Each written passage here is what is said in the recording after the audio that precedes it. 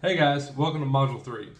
In today's training, we're going to be learning about TikToks and how to formulate them correctly to get the maximum amount of traction.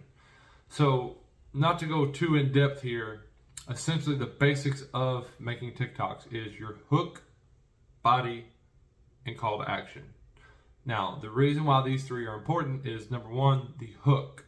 So on TikTok, that's the reason why it's so addicting, is that it actually drops dopamine in the back of your head. Right?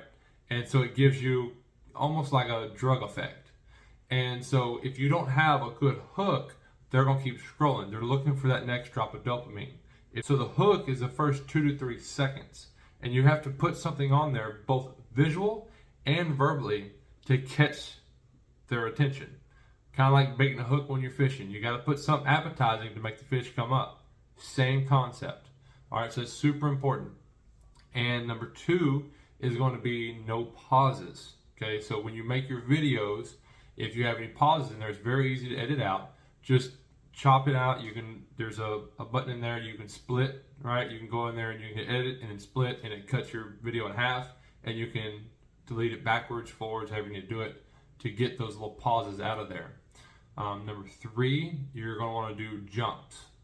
Okay, I know I'm kind of going fast here, but jumps are where you hold the phone like this, and then you'll like switch hands, okay?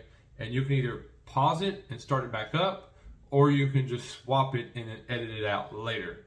And what this does is it kind of pops to the eyeballs. So throughout your video, number 1, there's no pauses, so you're keeping their attention. And then number 2, you're kind of like, I'm over here, I'm over here.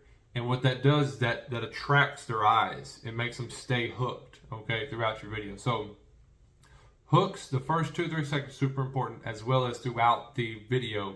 You want little movement hooks. Movement in the background, you jump from one side of the screen to the other, and no pauses. Super important. Then we move to the body. So when you have your hook, you'll be explaining in 2 to 3 seconds what the body is going to be about. It's going to describe the video that you're making. Then the body is going to be explanation of what you're doing. Keep it short and to the point. Don't run off rabbit holes. You want to keep it concise, short, straight to the point. Okay, if you want to do more explanation, you'll do that in the comments and the DMs. So keep it short and sweet, right to the point on the body.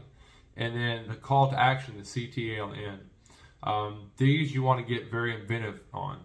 You can do, just if you have to, just a follow me, like a little click button pops up that have little stickers, or write follow me in there. But I would implore you to do more. You would say, if you want to learn more techniques like this, follow me. Or if you want to find out how I quit my 9 to 5 and work from home, comment I'm in, right? So those little CTAs like that are very, very powerful. And every video you do, you want at least, if nothing else, just a small one, okay?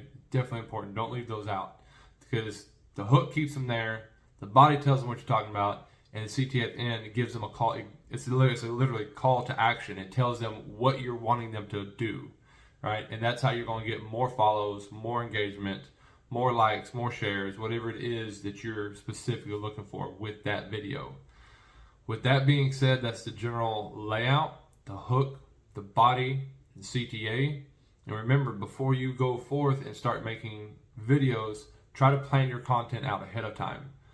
Something I like to do is I build a Word document and I put all my ideas down in the Word document and different hooks and CTAs, so I have something to pull from on days that I don't have a lot of creative juices. As well as you need to know what your avatar is, which is exactly what we're going to talk about in the next module. So I hope y'all got value out of this. If you have any questions, drop them in the comments and we'll get those answered for you. See you on the next one.